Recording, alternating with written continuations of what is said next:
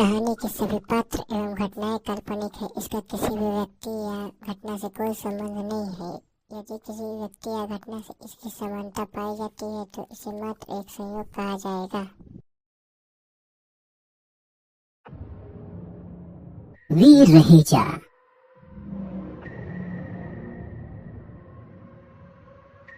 जब से ये यूनिवर्स बनी है तब से हम सब बस एक ही चीज मानते आए हैं कि पूरे यूनिवर्स में पृथ्वी अकेला ही एक ऐसा प्लेनेट है जहाँ पर जीवन पाया जाता है। हमारे स्कूल कॉलेज में भी यही पढ़ाया गया है। हालांकि ये बात और है कि जैसे जैसे साइंस ने तरक्की की है वैसे वैसे ये बात भी सामने आई है कि यूनिवर्स में पृथ्वी जैसे और भी बहुत सारे ग्रह हैं जहाँ पर साइंस ऑफ लाइफ मिले हैं। वहाँ रहने वाले लोग हम ह्यूमंस का ही कोई वर्जन हैं। यहीं की तरह वहाँ भी पेड़ पौधे और जानवर हैं, बस अलग है तो वहाँ के तौर तरीके और लोगों और जानवरों की सोच। सुनने में ये थोड़ा अजीब जरूर लगता है, लेकिन ये एक रिसर्च किया हुआ फैक्ट है। हमारी पृथ्वी जैसे ही एक ग्रह टाइटन की पहाड़ी पर काले रंग के कपड़े पहने 18 साल की उम्र का एक जवान लड़का अपने एक हाथ में खून से लथपथ खंजर और दूसरे में एक मरे हुए कछुए को लिए खड़ा हुआ था। खंजर से लगातार टपकता हुआ खून इस बात को साफ कर रहा था कि उस लड़के ने अभी अभी ही इस कछुए को मारा है। तभी उसकी आंखों के सामने नीली रोशनी फैल गई और एक ट्रांसपेरेंट सी स्क्रीन सामने आ गई। उस पर लिखा था, काला कछुआ मारा गया, डेविल सोल हासिल नहीं हुई। 0 से 10 जीन पॉइंट्स हासिल करने के लिए इसकी एनर्जी हासिल करें। ये पढ़कर वीर रहेजा नाम के उस लड़के के खूबसूरत चेहरे पर एक संतोषजनक मुस्कुराहट आ गई। वो तुरंत ही उस मरे हुए कछुए को जमीन पर रखता है और अपने हाथ में लिए खंजर से उसका पेट फाड़ देता है। कछुए के पेट को फाड़ते ही वीर आंख बंद करके अपने हाथों को एक पैटर्न में घुमाता है और उस कछुए की एनर्जी को अपने अंदर आता महसूस करता है। फिर उसने पावर स्क्रीन की तरफ देखा जिस पर लिखा हुआ था, काले कछुए की एनर्जी हासिल हो गई है, आपको जीन पॉइंट्स नहीं मिले। वीर ने पावर स्क्रीन को हल्के से छूने की कोशिश की। स्क्रीन 1 सेकेंड के लिए ब्लैंक हो गई। फिर उस पर लिखा हुआ आया, आपका स्टेटस फर्स्ट लेवल पार नहीं हुई, अब आपका लाइफ स्पैन होगा 200 साल। विकसित होने के लिए जरूरी पॉइंट्स 100 जीन पॉइंट्स, हासिल हुए जीन पॉइंट्स 79, डेविल सोल हासिल नहीं हुई। लगातार 30 से भी ज्यादा कछुओं को मारने के बाद भी मुझे एक भी जीन पॉइंट्स हासिल नहीं हुए। लगता है मैंने जरूरत से ज्यादा काले कछुओं को मारकर उनकी एनर्जी हासिल कर ली है। शायद इसीलिए मैं आगे और डेवलप नहीं हो पा रहा हूँ। पता नहीं मेरी फर्स्ट लेवल कब पूरी होगी और कब मुझे यहाँ पर कोई स्टेटस हासिल होगा। अपना डेटा पढ़कर वीर की मुस्कुराहट उदासी में बदल जाती है और वो गहरी सांस लेता हुआ निराश होकर पास ही पड़े हुए पत्थर पर बैठ जाता है। टाइटन ग्रह पर बने देव आश्रम में आए हुए उसे 3 महीने से भी ज्यादा हो गए हैं और इतना समय बीतने पर भी वो आज भी वही है जहाँ से उसने शुरुआत की थी। कहीं ऐसा ना हो कि उसकी पूरी जिंदगी यहीं देव आश्रम में बीत जाए और वो कभी आगे बढ़ ही न पाए। इस ख्याल से ही वीर डर के मारे कांपने लगता है।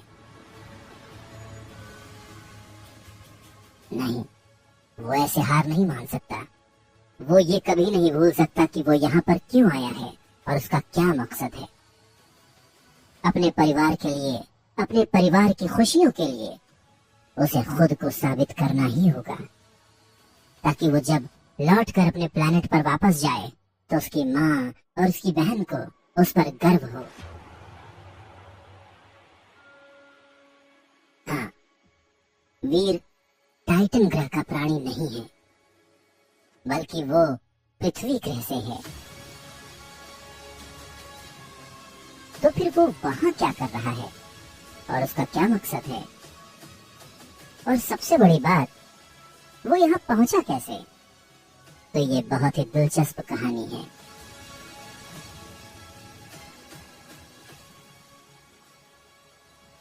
वीर भी बाकी पृथ्वीवासियों की तरह ही एक आम इंसान है।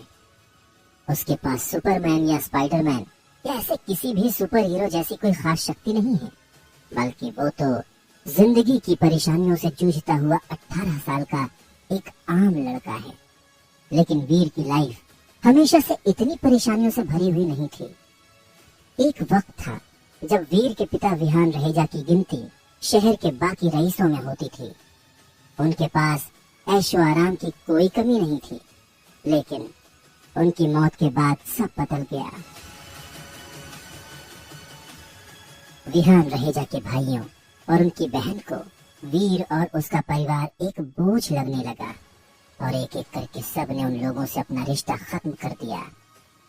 वीर की माँ प्रेरणा रहेजा को अपने रिश्तेदारों का ऐसा रवैया देखकर बहुत दुख हुआ, पर फिर भी वो बिना किसी से कोई शिकायत किए अपने दोनों बच्चों के साथ अपनी पुश्तैनी हवेली, जो कि वीर के दादाजी के नाम पर थी, वहां पर अपना जीवन बिताने लगी। लेकिन वीर के रिश्तेदारों को यह भी मंजूर नहीं हुआ।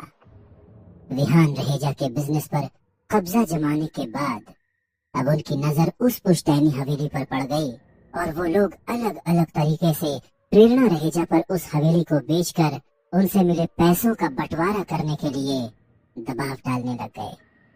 लेकिन प्रेरणा रहेजा ऐसा कैसे कर सकती थी? आखिर प्रॉपर्टी के नाम पर उनके पास यही एक हवेली ही तो रह गई थी। अगर ये भी बिक जाएगी तो वो अपने दोनों बच्चों को लेकर कहाँ जाएंगी? लेकिन इन सब बातों से वीर के दोनों चाचा और बुआ को कोई मतलब नहीं था। वीर को आज भी वो दिन बहुत अच्छे से याद है जब वो कॉलेज से एग्जाम देकर घर लौटा था और उसने अपनी बुआ को अपनी माँ से बहस करते हुए सुना। प्रेरणा, आखिर तुम चाहती क्या हो? ये घर हमारे माता पिता का है और मेरा और मेरे भाइयों का इस पर बराबर का हक है। अब जब विहान भैया नहीं रहे तो हम उनकी पत्नी और बच्चों को परेशान नहीं करना चाहते। घर बेचने के बाद उनका जो भी हिस्सा बनेगा वो हम तुम दोनों को दे देंगे, समझ गई? लेकिन अगर तुम ये पूरी हवेली हड़पने की फिराक में हो ना, तो हम भी ऐसा होने नहीं देंगे, समझ गई? वीर की बुआ की कर्कश आवाज पूरी हवेली में गूंज रही थी।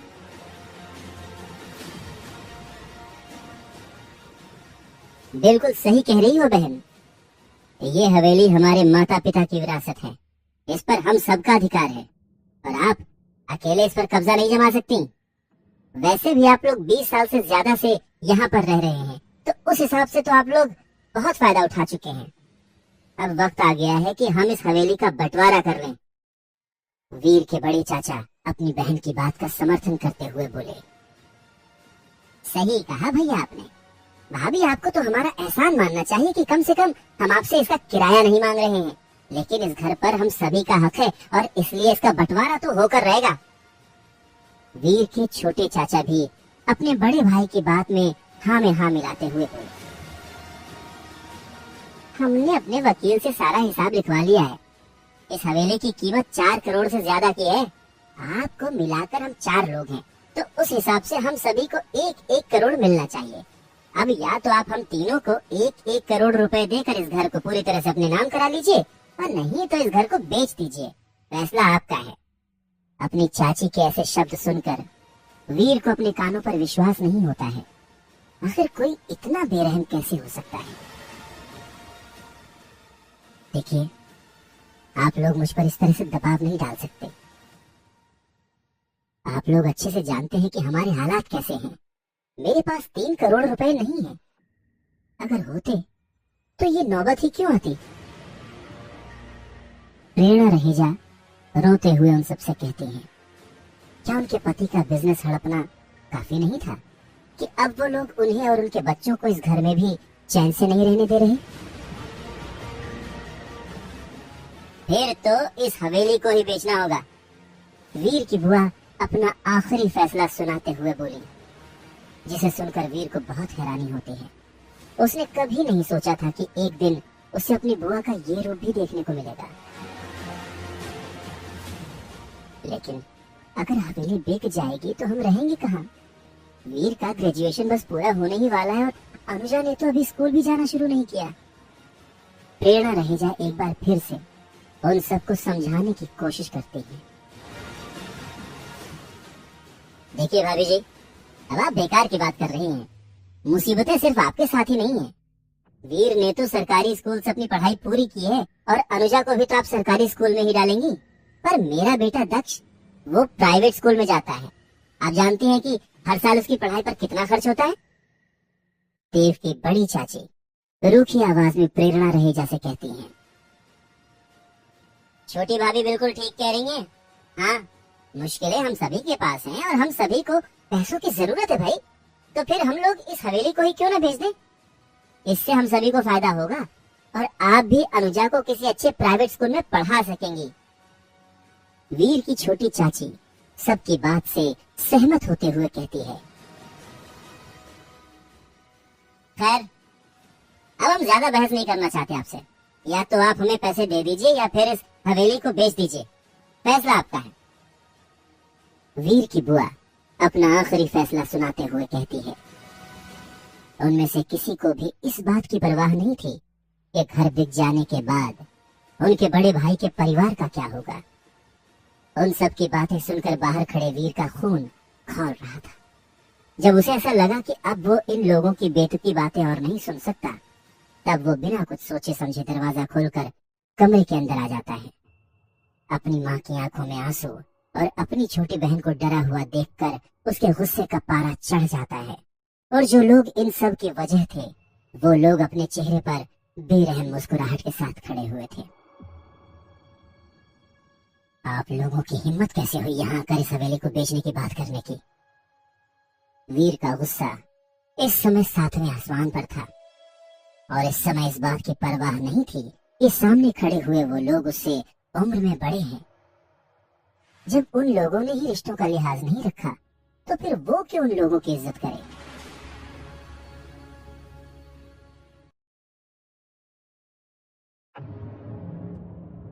आप सुन रहे हैं शूरवीर साई के साथ। अब आगे सुनिए कंपनी। क्यों बुआ, भूल गई आप कि जिस कंपनी में आप अकाउंटेंट थी, वहाँ कैसे आपने करोड़ों रुपयों की हेर फेर की थी? याद है आपको वो समय जब आप मेरे डैड के सामने गिड़गिड़ाई थी और उन्होंने आपकी मदद की थी? वीर की बातें सुनकर उसकी बुआ के चेहरे का रंग उड़ जाता है। उसने ये कभी नहीं सोचा था कि वीर ये सारी बातें जानता होगा, पर कैसे?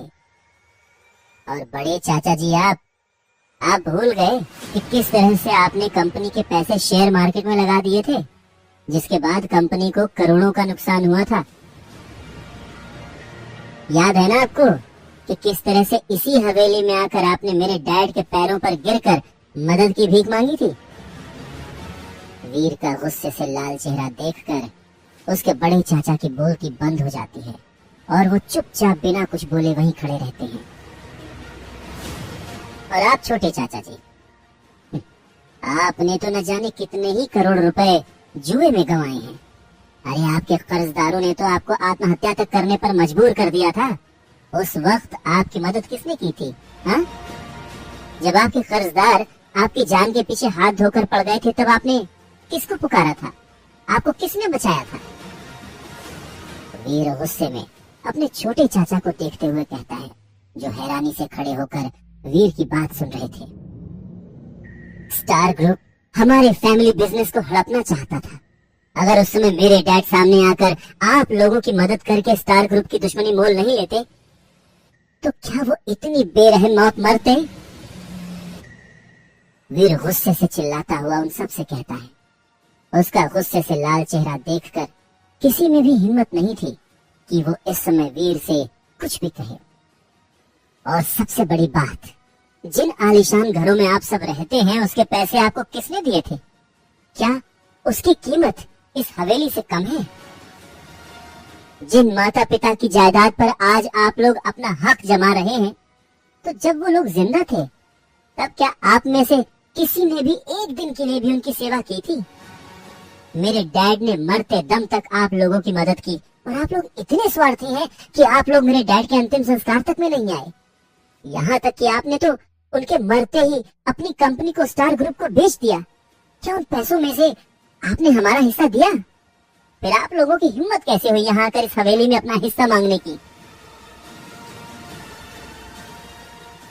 बरसों से वीर के दिल में भरा जख्म आज गुस्से का ज्वालामुखी बन के फूटा था, जिसके लावा में ये सभी भस्म होने वाले थे। बस करो, तुम्हारे डैड ने कोई महान काम नहीं किया है जो तुम हम सबको इतनी बातें सुना रहे हो। उन्होंने वही किया जो वो करना चाहते थे। और रही बात कंपनी की, तो वो मेरे पिता की थी और उसमें सिर्फ तुम्हारे डैड का ही नहीं बल्कि हम सबका पूरा हिस्सा था। अकेले तुम्हारे डैड ही हम सबके लिए फैसला नहीं ले सकते थे और हमें पूरा हक है कंपनी बेचने के बाद मिले पैसों को खर्च करने का। कुछ देर तक सदमे में रहने के बाद वीर के बड़े चाचा बेरुखी से वीर से कहते हैं, बिल्कुल सही कह रहे हैं भैया। हमारे डैड अपने आप को तानाशाह समझते थे, वही करते थे जो भी वो सही समझते थे। और वैसे भी हम तो बस हमारा ही पैसा मांग रहे हैं ना, इसलिए तुम चाहे जो भी कह लो उससे कोई फर्क नहीं पड़ता हमें। या तो तुम हमें हमारे हिस्से के पैसे दे दो या फिर यह हवेली बिकने दो। और अगर तुम लोग इन दोनों में से कुछ भी नहीं करना चाहते हो तो हम तुम लोगों को कोर्ट तक घसीट कर ले जाएंगे। समझ लेना तुम ये बात। और ये याद रखना कि अगर एक बार ये केस कोर्ट में चला गया तो तुम्हारी हार तय है। वीर की बुआ भी अपने बड़े भाई की बात से सहमत होते हुए कहती हैं। एक एक करके सभी विहान रहेजा को गलत और खुद को सही बताने में लग जाते हैं। सभी की नजरों में विहान रहेजा गलत थे और वो लोग उन पर इल्जाम लगाने का कोई भी मौका नहीं छोड़ रहे थे। उन सभी की बातें सुनकर वीर का खून खौल रहा था और उसे अपने पिता के लिए बुरा लग रहा था। उसे विश्वास नहीं हो रहा था कि इतना सब सुनने के बाद भी ये लोग इतनी बेशर्मी से उसके पिता को ही गलत ठहरा रहे हैं। उसके पिता ने इन लोगों के लिए कितना कुछ किया, पर ये लोग उनका एहसान मानना तो दूर उल्टा उन्हें ही गलत बता रहे हैं। वीर को अच्छे से याद है जब उसके पिता ने कंपनी की बागडोर संभाली थी, तब वो बस एक छोटा सा बिजनेस था जिसकी मार्केट में कोई पहचान ही नहीं थी। विहान रहेजा ने अपना खून पसीना एक करके इस कंपनी को उसकी ऊंचाइयों तक पहुंचाया था और साथ ही साथ अपने परिवार वालों का भी ध्यान रखा था। यहाँ तक कि समय समय पर उनकी गलतियों को माफ करके उनकी मदद भी की थी। कितनी ही बार ऐसा हुआ था कि पैसों की कमी के कारण कंपनी में ताला लगने की नौबत आ गई थी, पर विहान रहेजा ने हमेशा ही सामने आकर कंपनी को बंद होने से बचाया था। यहाँ तक कि इसी कंपनी की वजह से ही उनकी मौत भी हो गई। और जिन लोगों के लिए विहान रहेजा ने इतना कुछ किया, आज वही लोग उनकी मौत के बाद उनकी पत्नी और उनके बच्चों को इस तरह से परेशान कर रहे हैं। वीर को अच्छे से याद है कि उसके डैड हमेशा उससे कहा करते थे कि ये सभी लोग उसके रिश्तेदार नहीं बल्कि परिवार हैं और परिवार में कोई बहस या लड़ाई झगड़ा नहीं करता। पर उन्हें क्या पता कि जिन लोगों को वो अपना परिवार कहते थे वही लोग उनकी मौत के बाद इस हद तक गिर जाएंगे।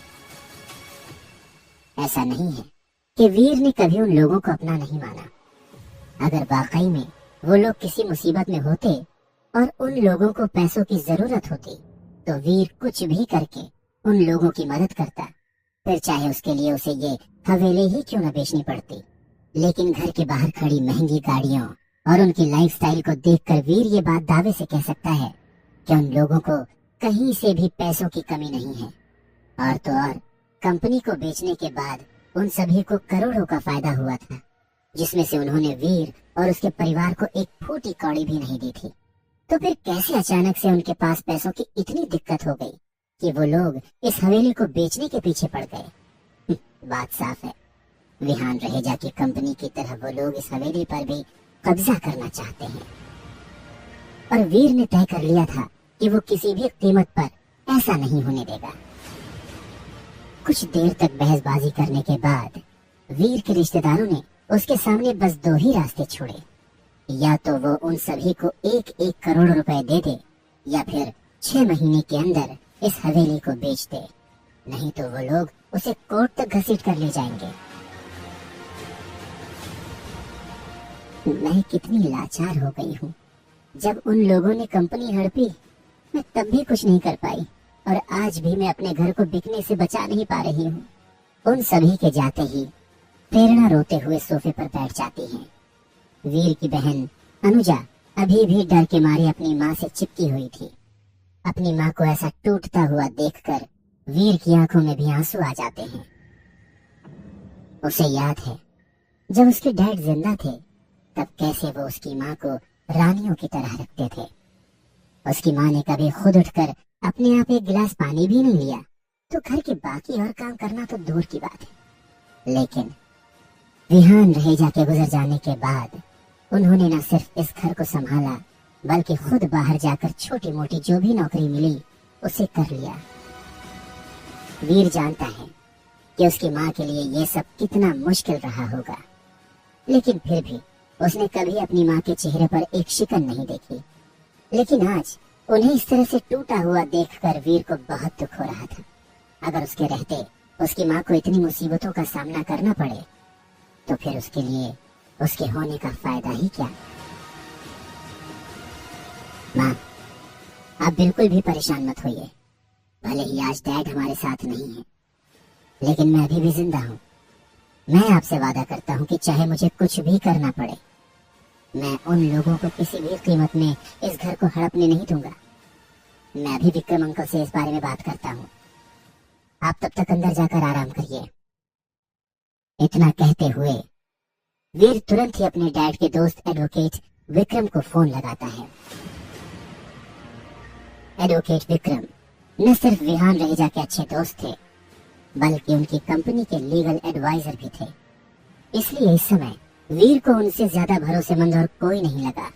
विक्रम से उनका हाल चाल पूछने के बाद वीर उन्हें सारी बात बताता है, और दूसरी तरफ से विक्रम की बात सुनने के बाद वीर के चेहरे पर चिंता नजर आने लगती है। विक्रम वीर को बताते हैं कि उसके रिश्तेदार सही कह रहे हैं। कानूनन उन सभी का इस हवेली पर पूरा हक है, और अगर ये केस कोर्ट में जाता है तो कोर्ट भी उनके सामने वही दो रास्ते छोड़ेगा जो उसके रिश्तेदारों ने उसके सामने छोड़ा है। वीर, क्या कहा एडवोकेट विक्रम ने? वीर को चिंता में देखकर प्रेरणा रहेजा यानी उसकी माँ उससे पूछती है। कुछ नहीं माँ, आप परेशान मत होइए। विक्रम अंकल ने कहा है कि इस मुसीबत का हल है, आप बस अनुजा का ध्यान रखिए और बाकी सब मुझ पर छोड़ दीजिए, मैं सब संभाल लूंगा। वीर मुस्कुराते हुए अपनी माँ को आश्वासन देता है, और उसकी बात सुनकर प्रेरणा रहेजा राहत की सांस लेती है। वो ये तो नहीं जानती कि वीर क्या करने वाला है, लेकिन इतना जरूर समझ गई थी कि वीर कोई ना कोई रास्ता जरूर निकाल लेगा।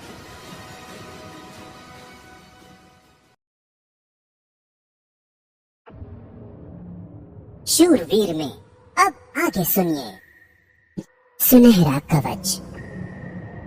अचानक से झाड़ियों में हुई हलचल वीर को उसके पास्ट से बाहर निकालती है, और वो तुरंत ही सतर्क हो जाता है। टाइटन के जिस इलाके में वो इस वक्त था वहां के जानवर भले ही कम खतरनाक थे, पर फिर भी उनके साथ लापरवाही तो नहीं बरती जा सकती थी। यही सोचकर वीर चुपचाप एक पेड़ के पीछे छुप जाता है और एकटक उस जगह को देखने लगता है जहां से उसे हलचल महसूस हुई थी।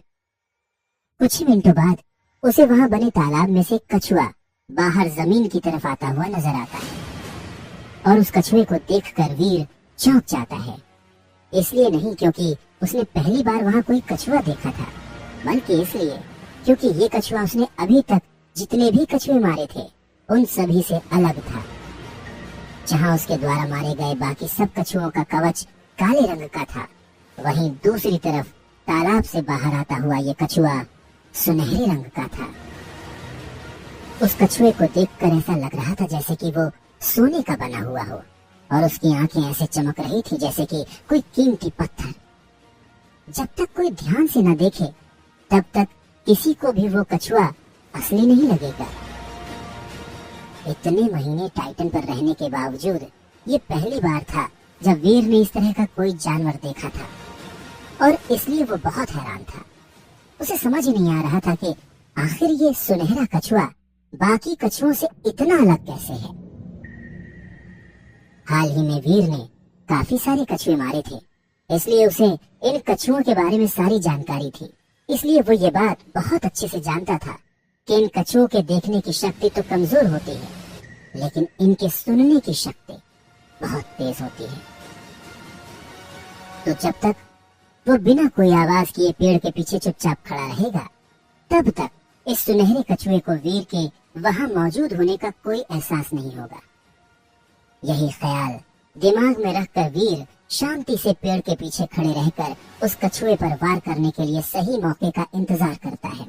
तभी अचानक से वो कछुआ उसी तरफ बढ़ने लगता है जहां पर वीर खड़ा हुआ था, जिसे देखकर वीर काफी हैरान हो जाता है, पर फिर भी वो अपनी जगह से नहीं हिलता।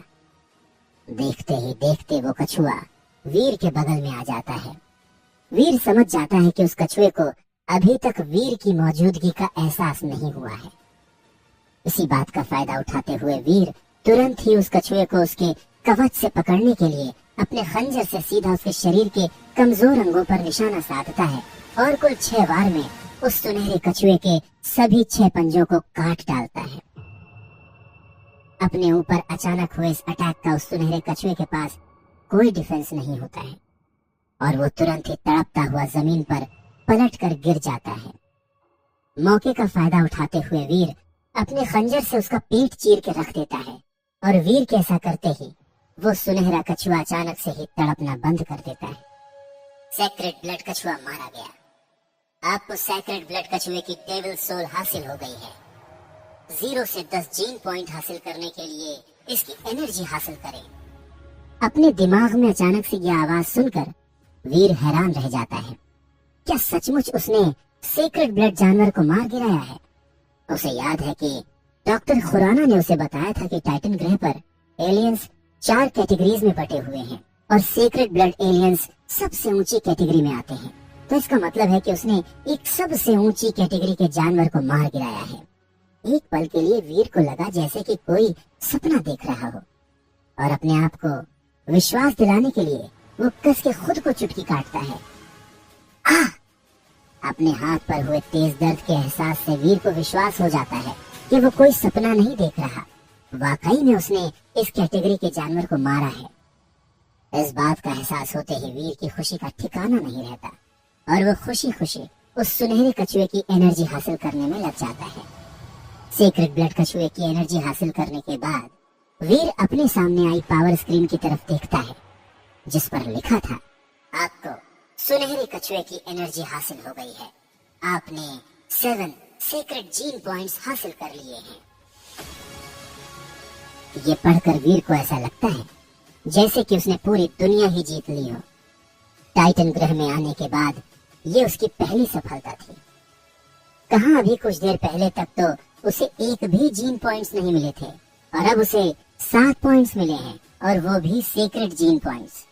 इसके अलावा उसे ये बात भी अच्छे से पता है कि सीक्रेट ब्लड एलियंस की सोल बिना किसी शक सबसे अच्छी डेविल सोल होती है और अगर वो इसे बेचने जाएगा तो उसे इसकी अच्छी खासी रकम मिलेगी।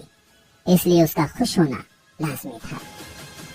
सुनहरे कछुए की एनर्जी हासिल करने के बाद वीर उस कछुए का कवच उसके शरीर से अलग करने के लिए उसके शरीर को चीरता है कि तभी एक टन की आवाज के साथ उसका खंजर किसी ठोस मेटल से जा टकराता है और वीर वहीं पर रुक जाता है।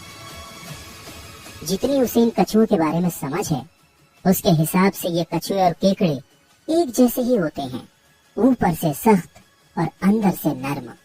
उनके मांस में कोई हड्डियां नहीं होती हैं। फिर उसके शरीर में ये मेटल कहां से आया? यही सोचकर वीर उस सुनहरे कछुए के पेट को और चौड़ा चीरता है और उसे एक काले रंग के मेटल का टुकड़ा नजर आने लगता है। वीर तुरंत ही उस मेटल के आसपास घिरे मांस को अच्छे से साफ करता है और कुछ ही सेकंड्स में वो काला मेटल उसे साफ साफ नजर आने लगता है। पहली झलक में देखने पर वीर को वो कोई आम मेटल लगता है, लेकिन जब वो उसे बाहर निकालता है तब उसे एहसास होता है कि वो कोई मेटल नहीं बल्कि काले रंग का क्रिस्टल पत्थर है, जिसका आकार किसी कबूतर के अंडे के बराबर था। वीर उस क्रिस्टल पत्थर को हाथ में लेता है और उसे उस पत्थर में कुछ भी अजीब महसूस नहीं होता। दूर से देखने में वो क्रिस्टल पत्थर किसी चमकते हुए पत्थर के टुकड़े की तरह खूबसूरत लग रहा था, लेकिन उसे करीब से देखने पर ऐसा लग रहा था जैसे कि उस पर करोड़ों सितारों की चमक पड़ रही हो, जो उसकी खूबसूरती में चार चांद लगा रही थी। ये टाइटन ग्रह का सबसे कम खतरे वाला इलाका है। यहाँ तो प्राइमरी एलियंस भी बहुत मुश्किल से नजर आते हैं, तो सीक्रेट ब्लड एलियंस की तो बात ही छोड़ दो। तो फिर ये सीक्रेट ब्लड सुनहरा कछुआ यहाँ अचानक से कैसे आ गया? और इससे पहले तो मैंने कभी भी सीक्रेट ब्लड कछुओं के बारे में सुना ही नहीं। वैसे भी ये काले कछुए बहुत कमजोर होते हैं, और ये सीक्रेट ब्लड सुनहरा कछुआ तो बहुत ही ज्यादा कमजोर था। ये कहीं से भी सबसे ऊंची कैटेगरी का एलियन तो नहीं लग रहा था। तो क्या इस क्रिस्टल की वजह से ये कछुआ इतना सुनहरा लग रहा था? वीर सोच में पड़ जाता है, पर काफी देर तक सोचने के बाद भी उसे कुछ समझ नहीं आता।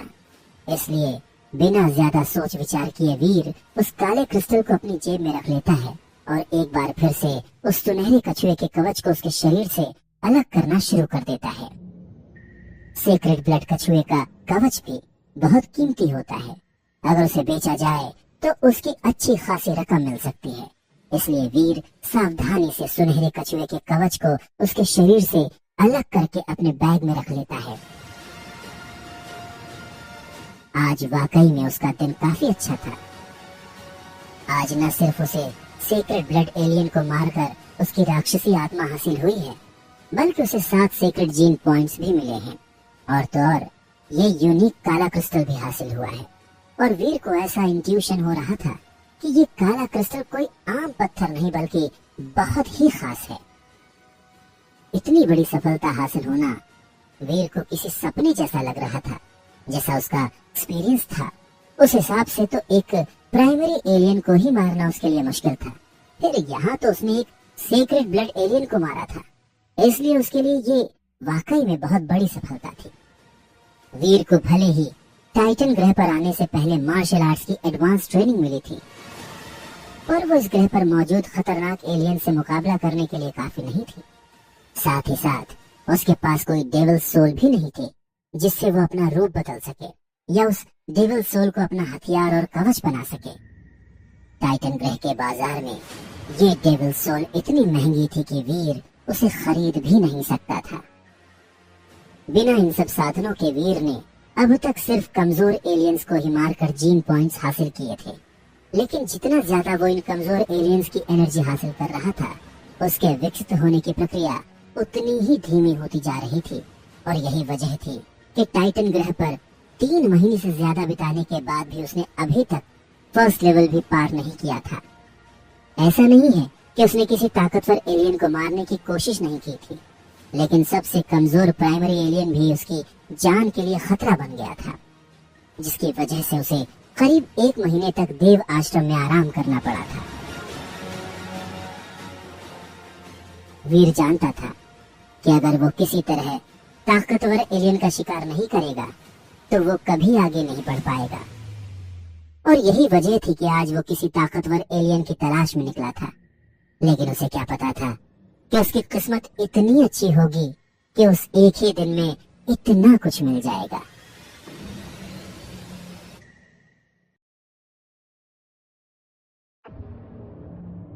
शूरवीर में अब आगे सुनिए डॉक्टर खुराना। कवच और काले क्रिस्टल को सावधानी से अपने पास रखकर वीर खुशी खुशी देव आश्रम में बने अपने कमरे में लौट जाता है।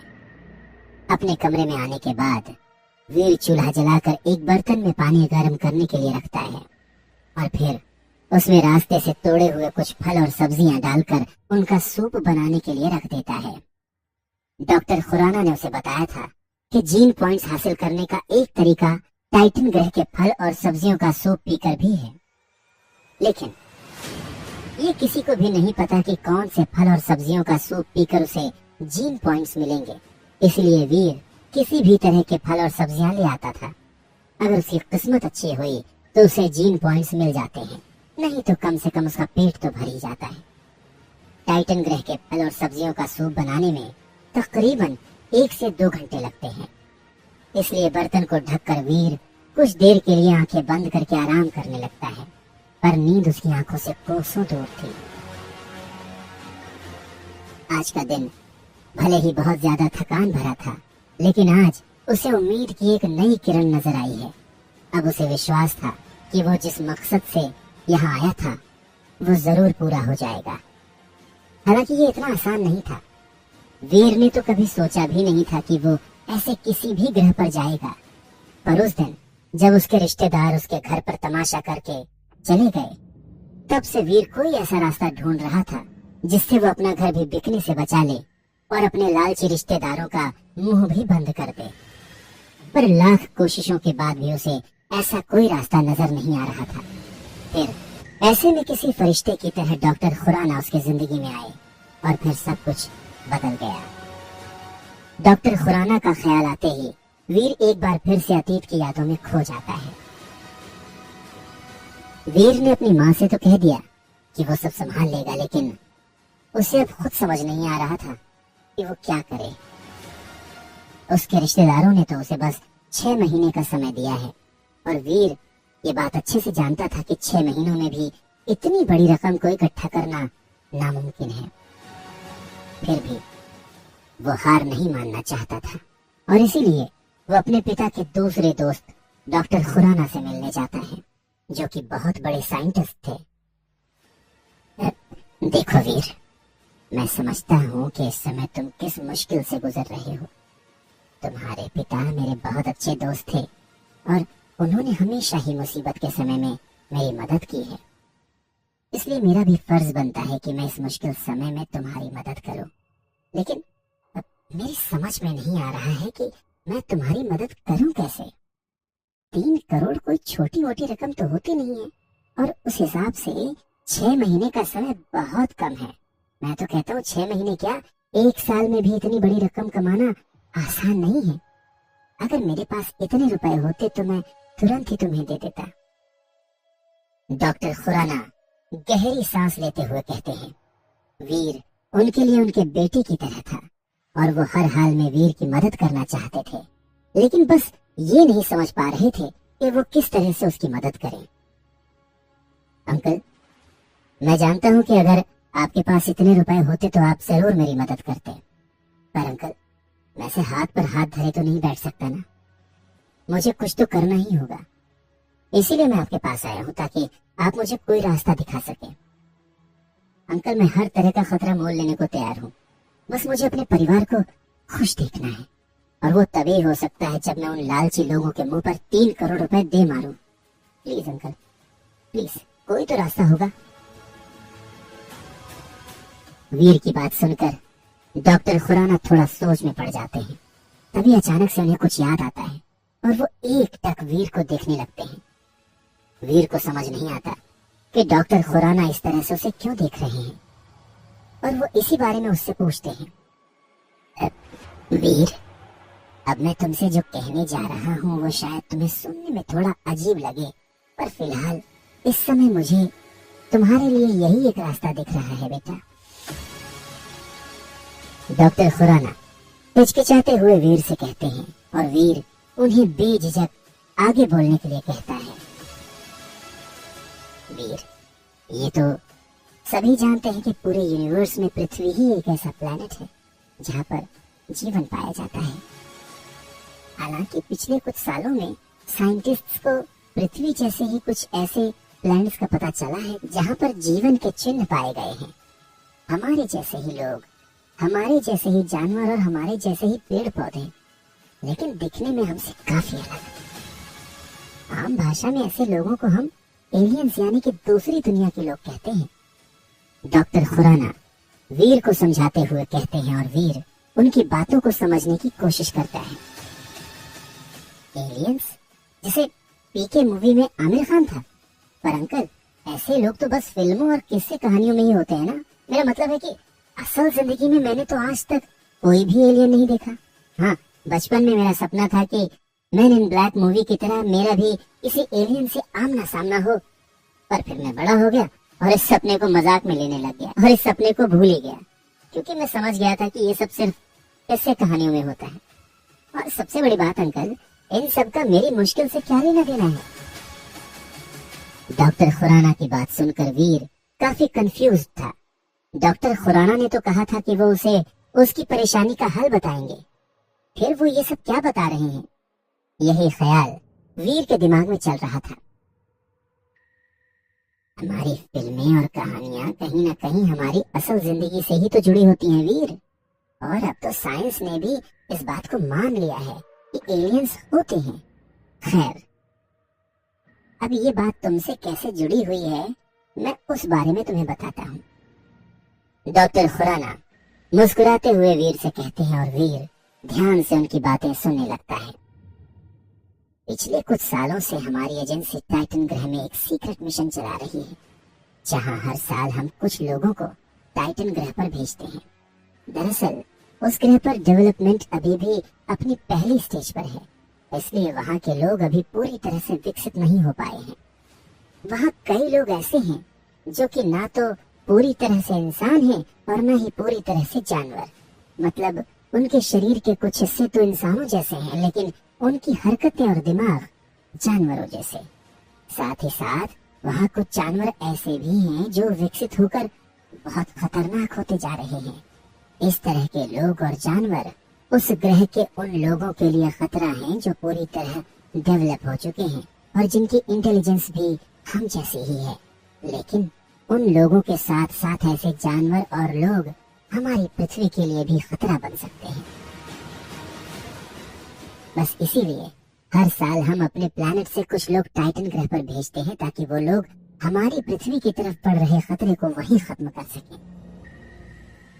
वीर, मैं चाहता हूँ इस बार तुम वहां पर जाओ। डॉक्टर खुराना की बात सुनकर वीर चौंक जाता है, पर अभी भी उसे ये समझ नहीं आ रहा था कि इससे उसकी परेशानी कैसे हल हो। टाइटन ग्रह पर अंकल, मैं वहां कैसे जा सकता हूँ? मुझे तो इसका कुछ भी एक्सपीरियंस नहीं है। मैं आए दिन कोई दूसरे प्लैनेट्स के चक्कर थोड़ी ना लगाता हूँ जो आप मुझे टाइटन ग्रह भेजने की सोच रहे हैं। मेरा मतलब, मैं कोई आयरन मैन थोड़े ना हूँ जो दूसरे ग्रह पर चला जाऊँ। और चलिए, एक मिनट के लिए अगर मैं खुद को आयरन मैन समझ भी लूँ, फिर भी इन सबसे मेरी परेशानी कैसे हल होगी? टाइटन ग्रह पर ऐसा कौन सा कुबेर का खजाना है जो वहां जाते ही मुझे 3 करोड़ रुपए मिल जाएंगे?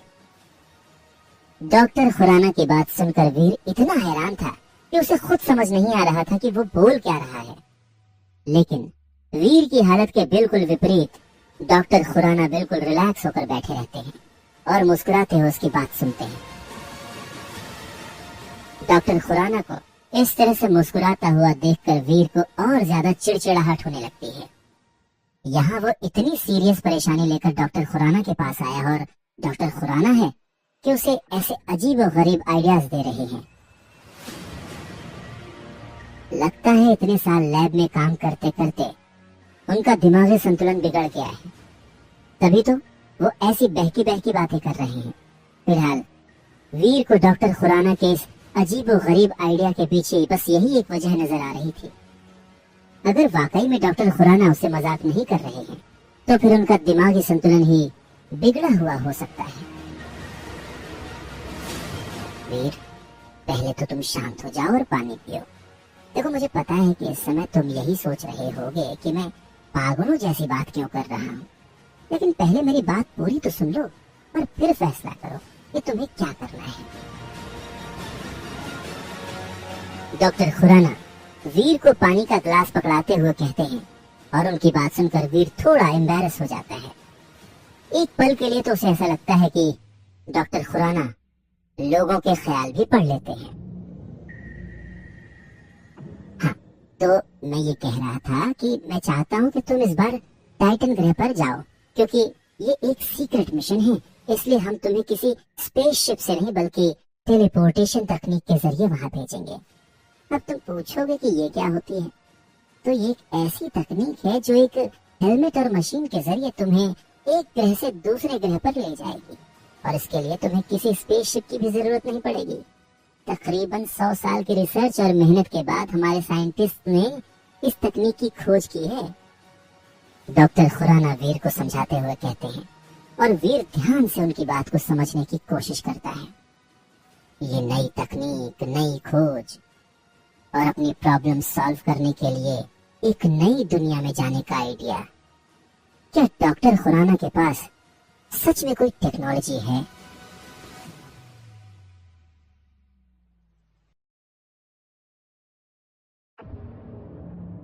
शूरवीर में अब आगे सुनिए टाइटन की खोज। एक मिनट अंकल, क्या आप टाइम मशीन की बात कर रहे हैं? हाँ, मैंने देखा है एवेंजर्स मूवी में कैसे सब के सब मशीन के जरिए एक जगह से दूसरी जगह पर जाते हैं। वीर डॉक्टर खुराना की बातों को समझते हुए पूछता है और उसकी बातें सुनकर डॉक्टर खुराना थोड़ा हैरान होकर हंसने लगते हैं। वो समझते हैं कि विहान रहेजा के गुजर जाने के बाद भले ही जिम्मेदारियों ने वीर को मैच्योर बना दिया हो, पर आखिर है तो वो अभी 18 साल का ही, इसलिए उसका इस तरह का सवाल पूछना लाजमी है। तुम वाकई में बहुत ज्यादा फिल्में देखते हो वीर। खैर, ये टाइम मशीन जैसा नहीं है। इसके जरिए पास्ट या फ्यूचर में नहीं जाओगे, बल्कि ये तुम्हें एक अलग ही दुनिया में ले जाएगा, जिसके बारे में तुमने ना कभी सुना होगा और ना देखा होगा। इसी तकनीक के जरिए तुम टाइटन रह जाओगे, वो भी बस कुछ ही मिनटों, बल्कि मैं तो कहूंगा कि कुछ ही सेकंड्स में। टेलीपोर्टेशन मशीन के नियम हमारी आम दुनिया के नियम से अलग होते हैं। हाँ, मैं जानता हूँ कि तुम्हें इसका ना तो एक्सपीरियंस है और ना ही तुम्हारे पास ऐसी कोई डिग्री है, लेकिन तुम्हारे पास वो विश्वास है, वो हिम्मत है, जिससे न सिर्फ तुम टाइटन ग्रह पर जा सकते हो, बल्कि वहाँ पर गुजारा भी कर सकते हो। और रही बात तुम्हारी काबिलियत की, तो वो तुम मुझ पर छोड़ दो।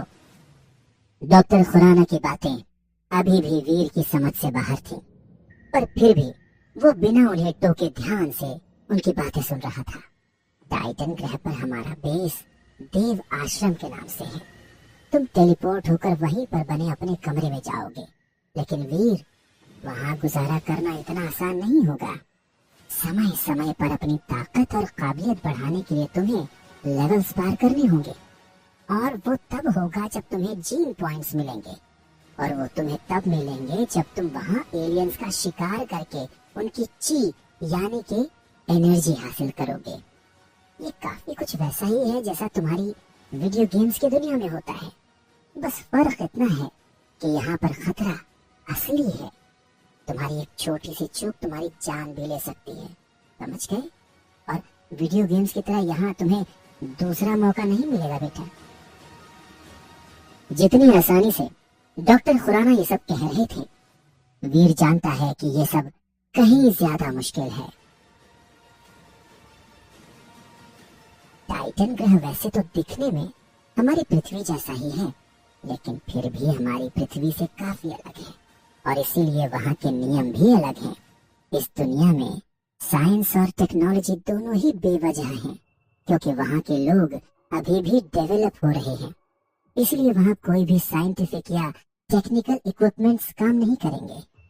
दूसरे शब्दों में कहूँ तो वहाँ मशीन गन से ज्यादा एक स्टील का खंजर तुम्हारे लिए ज्यादा फायदेमंद रहेगा। मिसाइल्स और न्यूक्लियर हथियार भी वहाँ किसी काम के नहीं होंगे। यहाँ तक कि वहाँ पर मोबाइल फोन या कोई ऐसी इलेक्ट्रॉनिक मशीन भी काम नहीं करेगी। सब कुछ ठीक वैसा ही होगा जैसा कि पृथ्वी के डेवलपमेंट के पहले चरण के समय था। वीर बहुत ही ध्यान से डॉक्टर खुराना की बात सुन रहा था। ये सुनने में भले ही किसी फिल्म के सीन जैसा लग रहा हो, पर असल में काफी दिलचस्प था।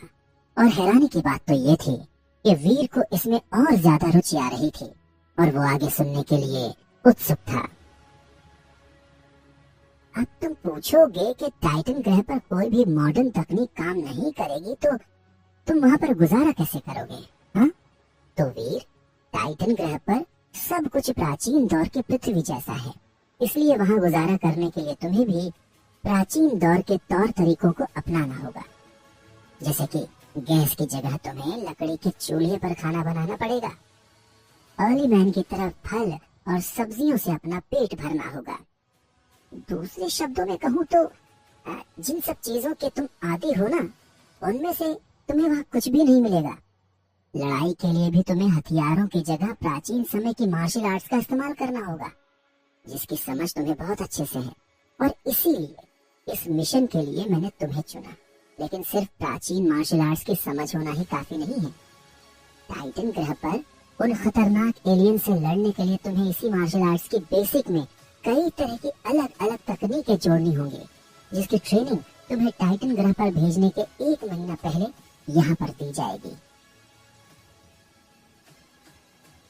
इसके अलावा टाइटन पर अपनी ताकत और बढ़ाने और एलियंस का सामना करने के लिए तुम्हें एक और चीज की मदद मिलेगी, और वो है एलियंस की डेविल सोल।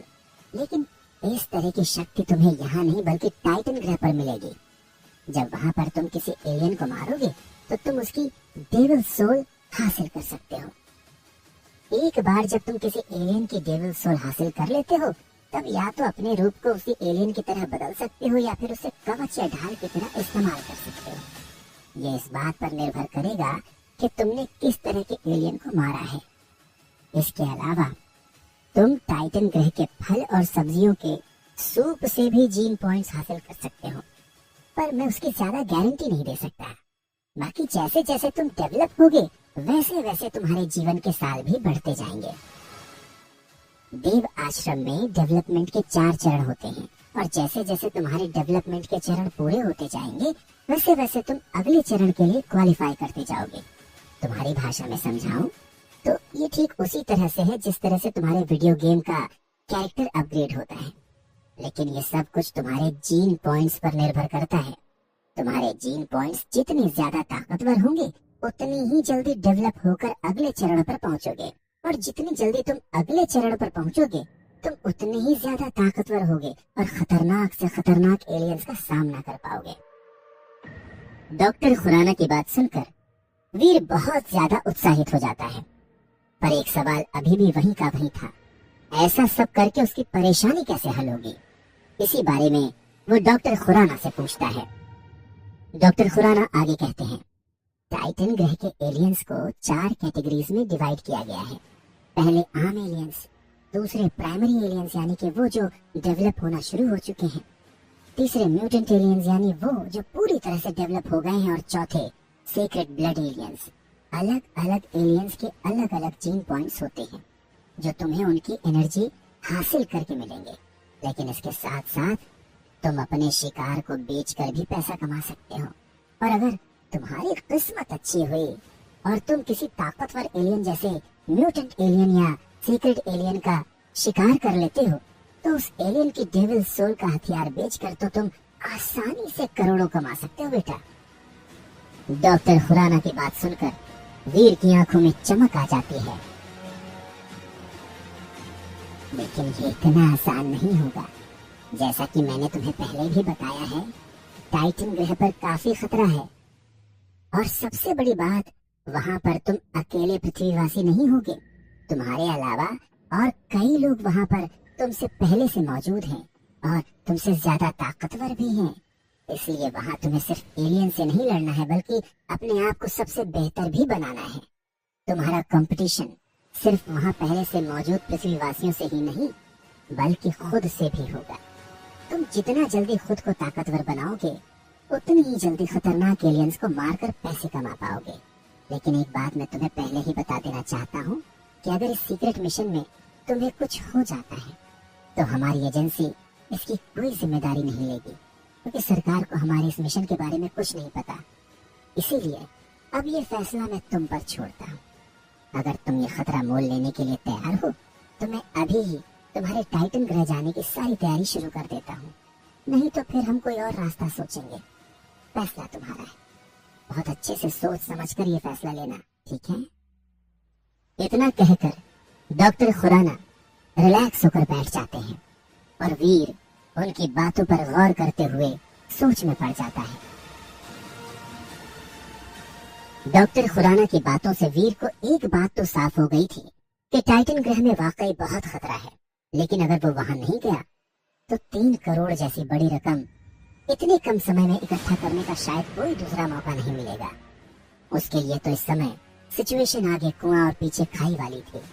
अगर वो इस सीक्रेट मिशन पर जाता है तो उसकी जान को खतरा है, और अगर वो इस सीक्रेट मिशन पर नहीं जाता और यही पृथ्वी पर ही रहता है, तो उसका परिवार बेघर हो जाएगा।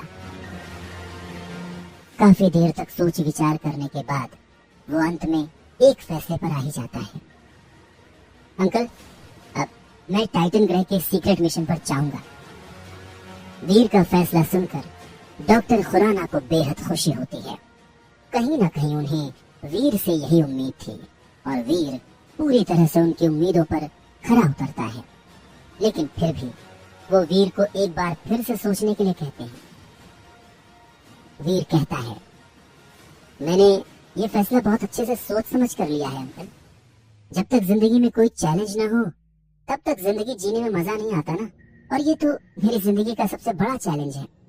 मेरे लिए इससे ज्यादा रोमांचक बात क्या होगी कि जिन सुपर हीरोज की फिल्में देखकर मैं बड़ा हुआ हूँ, मुझे उन्हीं की तरह जिंदगी जीने का मौका मिलेगा। जानता हूँ कि इसमें खतरा है, लेकिन अगर मुझे कुछ होना होगा तो वो तो यहाँ भी हो सकता है। टाइटन ग्रह पर जाऊंगा तो शायद मर जाऊंगा, लेकिन अगर नहीं गया तो अपने परिवार को बेघर देखकर पल पल मरूंगा। इसलिए मैं टाइटन ग्रह जाऊंगा। बस आपसे एक ही रिक्वेस्ट है अंकल, अगर इस मिशन में मुझे कुछ हो जाता है तो मेरी फैमिली का ध्यान रखिएगा। वीर पूरे कॉन्फिडेंस के साथ डॉक्टर खुराना को अपना फैसला सुनाता है और उसका कॉन्फिडेंस देखकर डॉक्टर खुराना खुश होकर सहमति में सर हिलाते हैं। ठीक है, फिर मैं अभी से ही तुम्हारे जाने की सारी तैयारी करता हूँ। कल से तुम मार्शल आर्ट्स की ट्रेनिंग के लिए हमारी एजेंसी के इंस्टीट्यूट में आ जाना, ठीक है? Good luck. डॉक्टर खुराना वीर के कंधे पर हाथ रखते हुए उसका हौसला बढ़ाते हुए कहते हैं और जवाब में वीर बस हल्का सा मुस्कुरा देता है। और इस तरह से वीर यहाँ टाइटन ग्रह पर आ जाता है।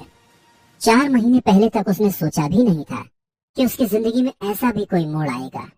जब उसकी ग्रेजुएशन खत्म हुई थी तब उसने सोचा था कि वो कोई अच्छी सी नौकरी करके अपनी फैमिली को एक अच्छी जिंदगी देगा, पर किसे पता था कि वो इस तरह से यहाँ टाइटन ग्रह पर अपना समय बिताएगा।